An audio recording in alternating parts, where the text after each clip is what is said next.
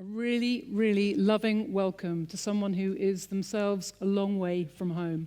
Ai Weiwei.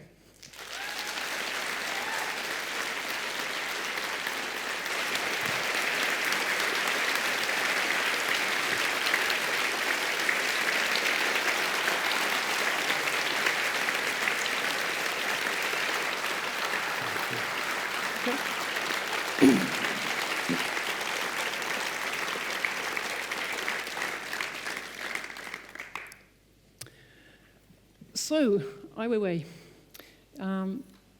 you're not able to live in your own country. You are a political exile, a dissident who's made a new home in Berlin. And I think it was 2015 that you made the move with your family to Berlin. You can't have known that you were arriving at a moment that Europe would be transformed. What was your first sense when you realized how things were unfolding? It sent you to Lesbos, I think. That's where your journey began. Will you tell us what were your first thoughts and feelings there? Well, 2015, I got my passport after years of detention and self-detention. So I'm eager to find something I could to be associated with. To live in Berlin. I have a studio, but I don't speak a word of German, and I'm not prepared even to learn that. But all the time I hear the news about refugees, and there's over 1 million refugees settled in Germany. So I always wanted to visit those people, to really to understand the situation. For me to understand it, because I'm in Europe, it's very convenient. Travel to Greece, Lesbos. So I took my boy and my girlfriend. I said, let's have a vacation. They're all very surprised because the vacation, the vocabulary never exists. So they come with me to Lesbos. The first day we walking on the shore, we see a boat approaching. That moment I remember very vividly. Of course, you hear it, you see it on television, you see it on the news all the time, but you actually on this very peaceful, almost like fairy tale type of location. Then you see a boat with all those people dressed in orange life jacket, gradually approaching. That is an unthinkable situation. Then you see the old woman climb out from the boat, and the children, like the baby, was crying, but they have been taking journey, very dramatic journey, and you can see it's very dangerous journey. So that moment, I start to use my iPhone to film. I have this instinct to film. Then I called my studios. I said, hey, just come over to why we should have a studio in Berlin. We can set up our studio in Lesbos. That starts the whole journey. Mm. And it was a journey which led you to make a number of different pieces of art around the refugee crisis. You've done some amazing things, including wrapping an opera house in Berlin with, I think, 14,000 life jackets. And you've also made 2 documentary films, Human Flow. Who saw Human Flow? And now this second film. I noticed that you had written that making these films has had a huge impact on my understanding of our society and the modern world. And I'd love us to get some insight into those changes of understanding that you've come to through looking so closely at this refugee crisis. I feel like this idea of humanity is very much at the heart of this for you, and that you see a great threat not only to the humanity of those who are forced into exile, but the humanity of those who stand by and don't come to their aid. Could you speak a bit more about this sort of idea of humanity, and whether in the end you feel optimistic about what we're capable of in resistance and in helping others, or whether you feel over this journey that actually our humanity is darker and more lost than we realize. Yeah, when we living in the real world, we are facing very complex reality. In China or in Europe, dealing with authoritarian government, or dealing with the world refugee crisis. It's with such a complex and a lot of struggle, a lot of sadness, a lot of unthinkable, depressing situation, then I often have to ask myself what I would keep to move, So I have to find the joy, even through those very difficult situations. So I realize the joy is, even in the most difficult time, people still have a sense of beauty, sense of truth, sense of courage, and hope. So all those feelings remain relate to our humanity, and that's probably is the last protection of human society. But the film feels a little bleak about the humanity of those that receive these people. It feels very hopeful about the humanity of those who are forced to make the journey. But we're challenged, can we rise to this moment? Is that responsibility governments, or do you think that responsibility is citizens? Where do you think?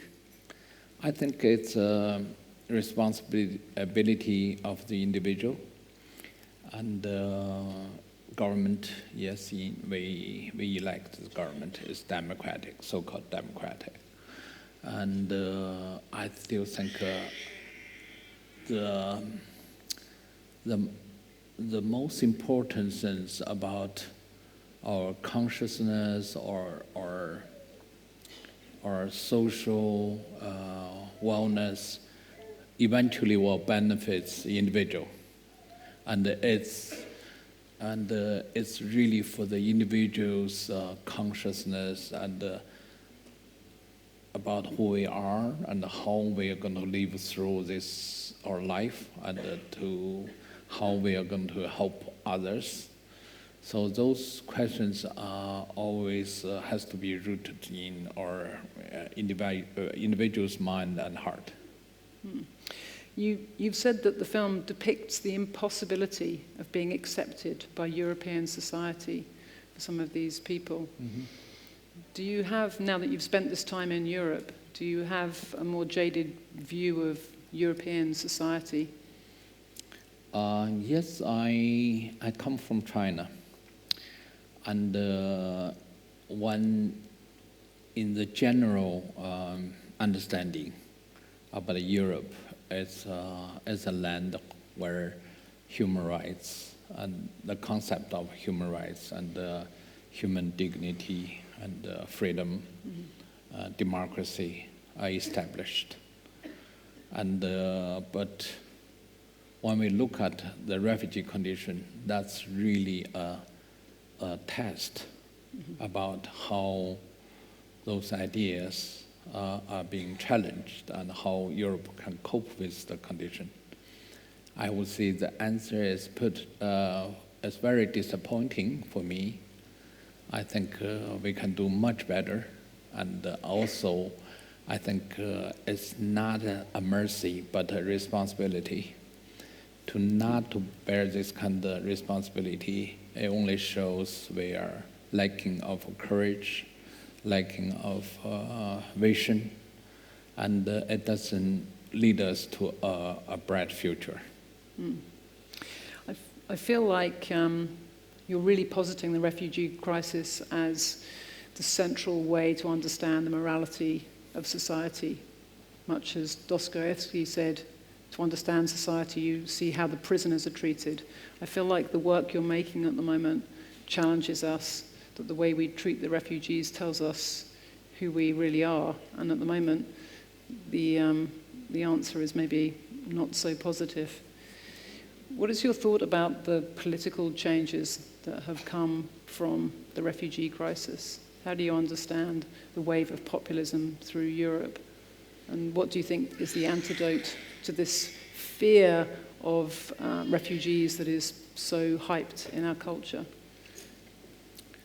I think the refugee phenomenon or refugee condition is not just start from now. If we thinking back, we all refugees at a certain moment in the history. So if we are not forget about even just history within 100 years, Europe is not always like this. Mm. So unless we prefer to forget about our past, then we will never know how to dealing with situation like this. So I think now, of course, you have all kind of movement. You know, the populist politicians are using refugee as an excuse, and which is not a very sound excuse. And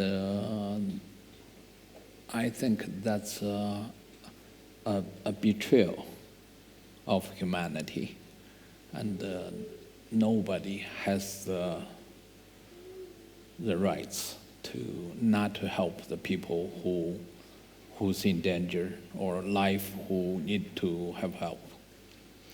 Do you think that artists have a special role and responsibility in society when it comes to these huge issues of the soul of society? Artists should be the last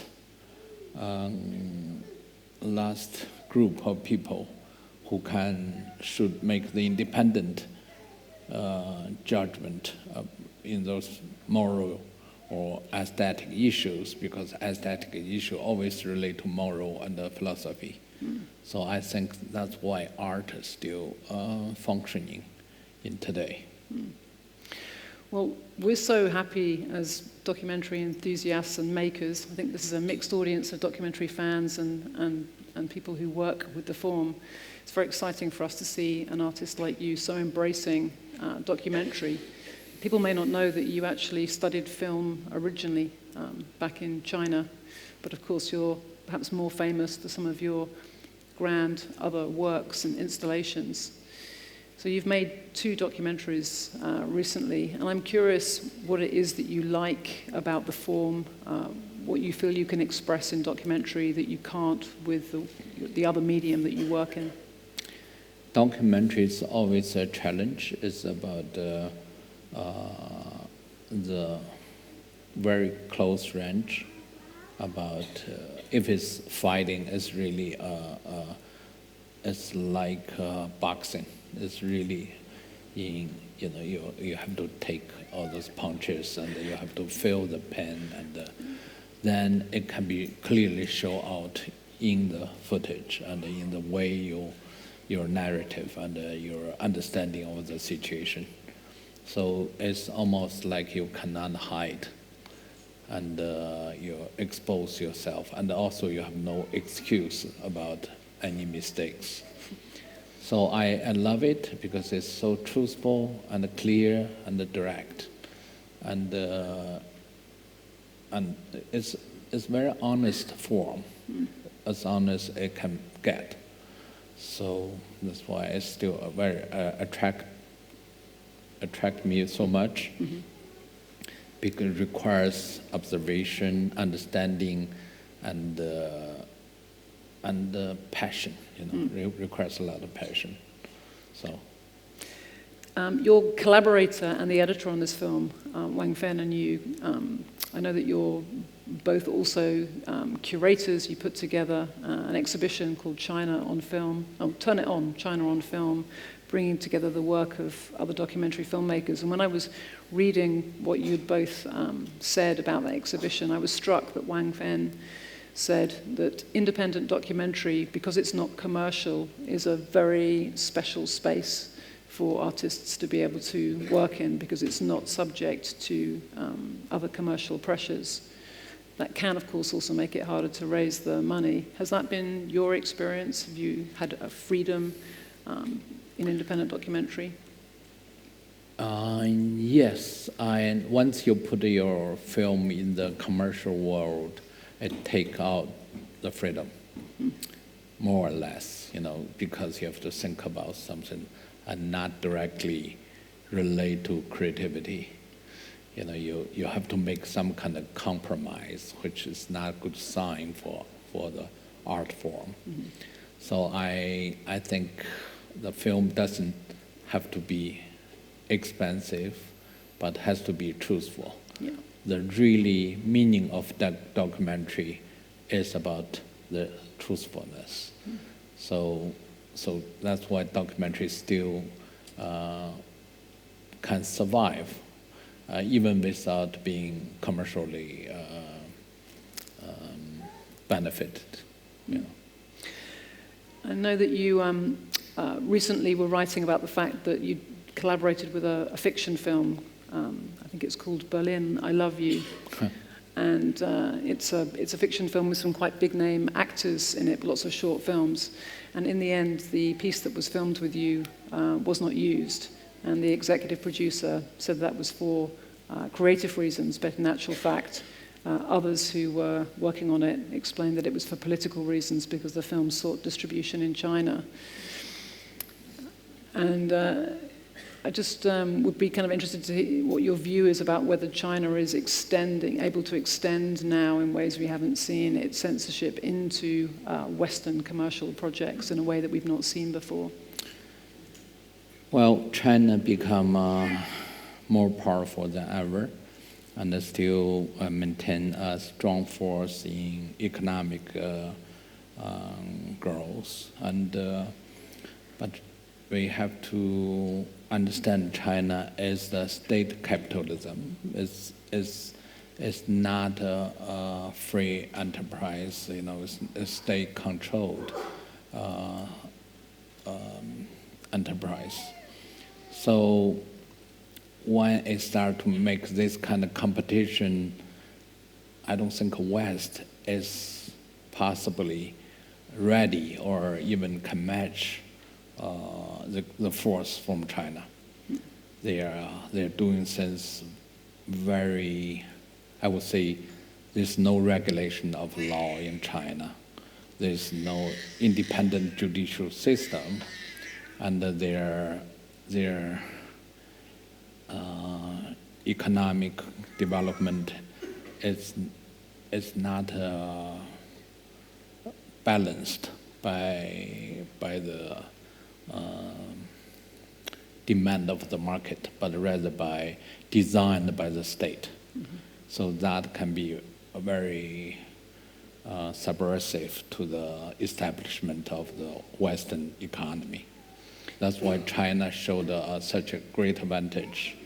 And in the industry, China realized they need a so-called soft power. So have a deep influence on entertainment and on Hollywood, on world film distributions. But China, the censorship of China also worked very profoundly in many ways. And it would be remiss for us not to talk about Tiananmen Square, because only 3 days ago was the 30th anniversary, and you wrote a piece for The Guardian saying that without truth there can never be justice, and that you're still calling for a proper account of what happened, not just on that one day, but over that period. Because in fact, China has been very successful in suppressing the truth of it. 1 year ago, the Foreign Office released some cables, I'm sure you read them, that had been classified before. And when I read that account, which was coming from Foreign Office sources in Beijing, about the behavior of the 27th Army, I was really shocked, and I feel like the world would still be shocked if we knew the complete truth of Tiananmen. How hopeful are you that there will be the opportunity for historians and artists to have freedom of expression around this? Well, what happened in Tiananmen Square 30 years ago is really happened in front of the whole world, and everybody watched, because that time it just have a news media 24 hours broadcasting the news repeatedly. But that's interesting why even the truth is revealed. Still, nobody is defending the meaning of the truth. So the truth not necessarily relate to justice in that sense. So our measurement about the truth and how much we demand the justice very often is not parallel. It's, we are quite, how to say, we are not have the same set of values. Mm-hmm. So the West enjoys the possibility to gain the profit from China more than anything else. Mm. So the past 30 years, of course, China become much stronger. Then we start to talk about what happened that time, mm-hmm. which is very ironic. Mm-hmm. I think I'm going to open it up for the audience in just a second. So I think there are 3 different mics roving around. Are people ready with questions, or are you going to do that thing where you're a bit stunned and you need a second to kind of decide what you want to say? Is anyone ready, or shall we carry on? Oh, look, someone is waving here. So I'm going to take one down here. Can we have someone from the centre? Someone from the centre? Someone. You're waving at a lady there. Yes, second. And then someone from over here. There's a gentleman here. Okay, I've got 3 mics out now, so we'll do a round, and then we'll come back around. We'll do one at a time. So we'll start here. It's me. Thank you for the film. It's great. It's quite emotional as well. My question is, as a Chinese, at least face look like Chinese, and I noticed your cameraman also Chinese. What's the advantage to make this film? Comparing if Western filmmaker to make film, like will the refugees telling different thing to you rather to the Western journalist and filmmaker? Thank you. Thank you. I don't get the question. She's asking if it was an advantage being a Chinese filmmaker with a Chinese cinematographer, because the refugees had a different relationship with you than with the Western reporters. Well, this film, the footage is come from the 900 hours of footage we did for Human Flow. And we have traveled around 23 nations and 40 major camps, and a lot of interview, over 600 hours of interviews. So that's why we call it The Rest. And the film team is about at least a dozen film teams, not maybe 1/4 of them are Chinese filmmakers, but the rest are from all over Europe or Middle East. And it's very important to use the filmmakers or cinema photographers knows the language. So it will set up better communication. And we hired a lot of people to help us. Did you have Syrian team working with you? Yes, we have people worked in in different locations. Some are war cinema photographers, yes, in like Iraq or Afghanistan, yeah. But did some of the refugees presumably recognized you immediately? Few, very, very few. Not most of them. Maybe I'm quite old, and I'm very natural to be with them. I'm very relaxed. I have nothing to report. I don't have deadlines, so I was hanging around, and they feel somehow, they are very smart. They feel I'm harmless, and so they're very open to me. I don't think you're that harmless. Well, your work is not harmless. Your work is very powerful. Okay. Where did I put the second mic? I've forgotten. Where did it go? Oh, fantastic. Yes. Hello. Thank you for the amazing documentary. And I'm also have some documentary project. And when I was looking for my subject, I have to think about 3 questions. It's about why me, why now, why this story. And when I started to think about why me, this question, I found that actually it's a struggle for me because I can't give up my root. So I have to focus on my homeland stories because it's connected with me. So when I watched this documentary, I just felt as a Chinese, but you actually filmed a very amazing story. It's not about Chinese people. So how you figure out the question is about why me, this question. And what's the most difficult point when you were looking for this subject and shooting this subject? Thank you. First, it's an interesting question. First, I have to answer, I have no homeland. And it's my homeland that detained me or violently almost finished my life. And, since my father, he was exiled, and I grew up in the very dramatic condition. So I don't sense that's my homeland. And it doesn't protect me at all since I was born.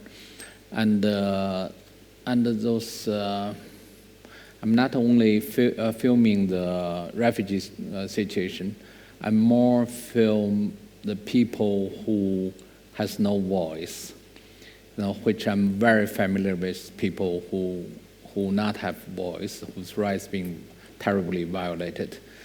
And recently I just did a film about Mexicans, 43 disappeared student 4 years ago. So that film will also come out. It's about Mexican culture and their history and their current political situation. And also we have a film in post-production about the Myanmar refugees in Bangladesh, the Rohingya refugees. So we are doing all kind all different focus on different kind of political condition or cultural conditions. And I do feel I have those, whatever I'm filming, I either have a strong curiosity, want to learn, to know about, or I do feel I have so much in relating to discuss those matters, to be put myself in a position to understand better. But in China, actually, I made over at least 10 or a dozen films. But that time, of course, all censored. I put some of them online, and it's all related to China's story. You say you have no homeland. Can I ask, in what place in your life were you happiest? Now, here, yeah. Here in Sheffield? Yeah, this moment. Fantastic. I'm going to go here, and can we get a mic up to the back there for the next question? So this, is the mic here? Yeah, here we go. Amazing and quite powerful and quite depressing, a lot of it. And you chose, it seemed to me, to finish on a relatively upbeat note compared to, at least to the remainder of the film. I was wondering if you could explain why you chose those very final scenes, partly making us laugh with the cat, but then also that very final scene with the young Syrian woman talking about return.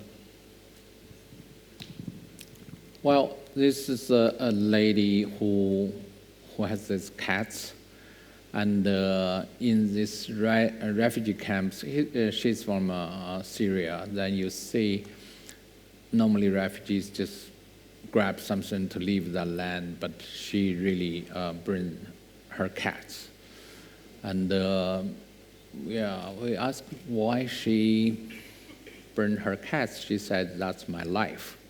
So you can see a refugee see another animal's life as important as her life. And at the end, he's in Sweden, a very, very, beautiful location. But deeply in her heart, she wants to go back, which is kind of subversive. You see they risk their life to come to Europe, but they are not really trying to stay. They think the best ideal condition is for them to return home. I feel that's deeply in every refugee's heart. They could be poor, could be very, living very unthinkable conditions, but home is home. None of them are willingly to leave their home. They all being pushed out by the reasons they may never even understand. So, thank you. We're going to go up there next, but then we'll put the mic down here. And can I see some more hands? And then one up there. Yeah. So we'll go up the top, please. Thank you very much.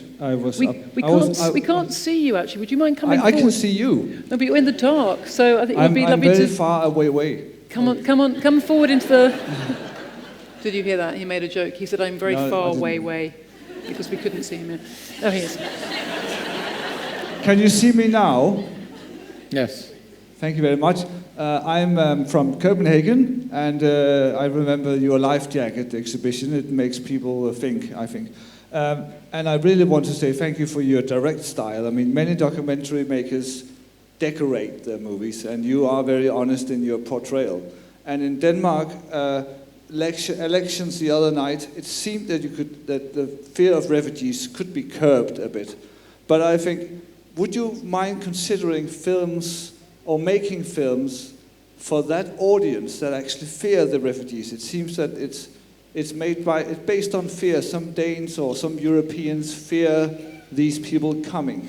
And I feel it's very important to make a film about the refugees, but I often feel we have work to do to reach this fearful audience that sits at home and votes on a certain scale and so on.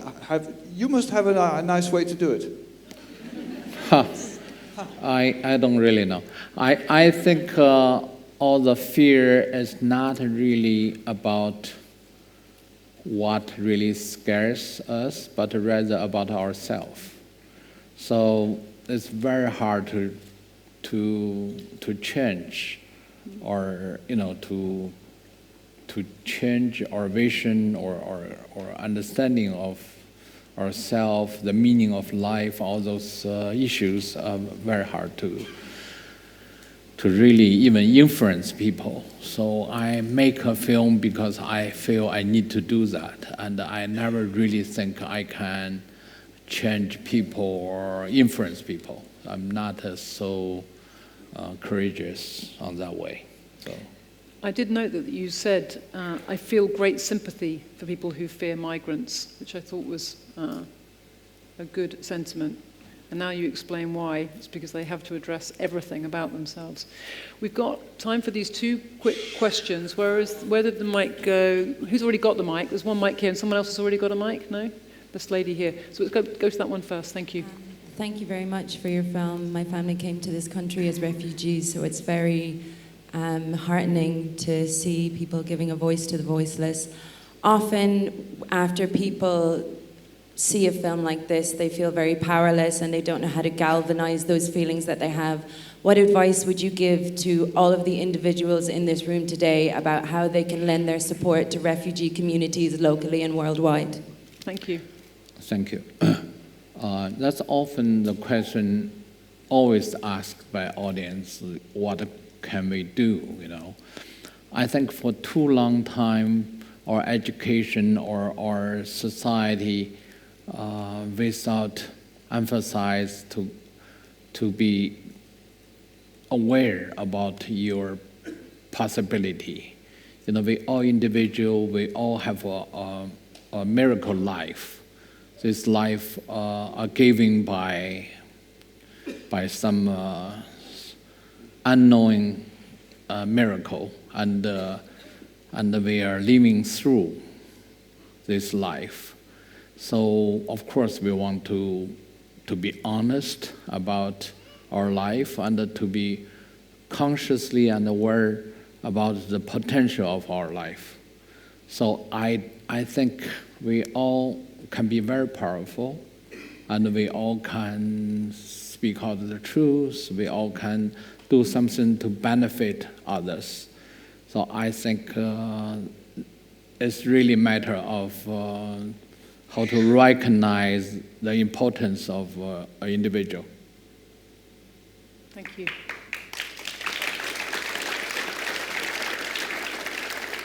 We're over time, so we'll have a short question, I hope, and very great, short. lovely, thank you. Kind of connects with the other one.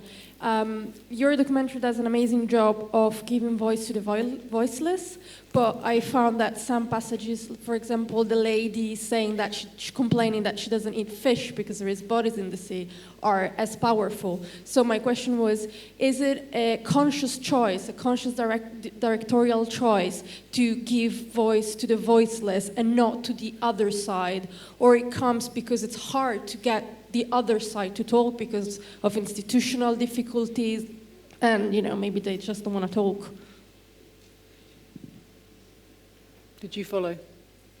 She's saying most of the people in the film, you're giving the voice of the voiceless, but then there are also the voices of those who really hate the migrants, like the lady who, and is it a choice to have mostly one and only a small representation of the other, or is it hard to get people with this kind of opinion to speak?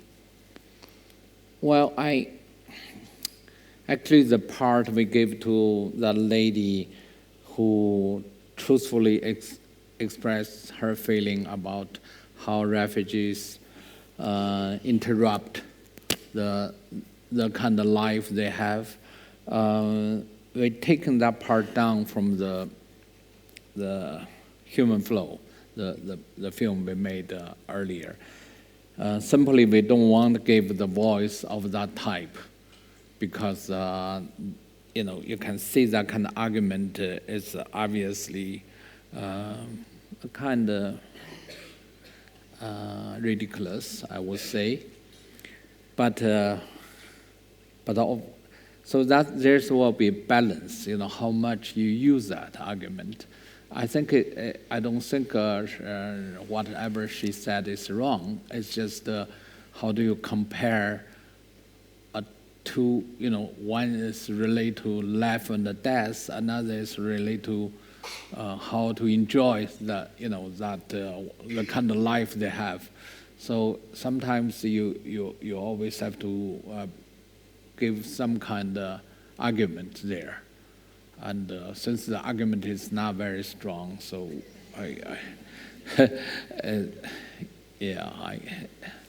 it's kind of problematic, So the clock in front of me tells me that I've overstayed my welcome by 4 minutes. Please join me in giving a huge round of applause to Ai Weiwei.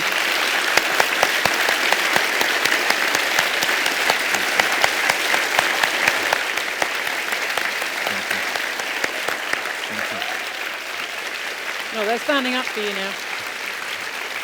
Thank you so much. Just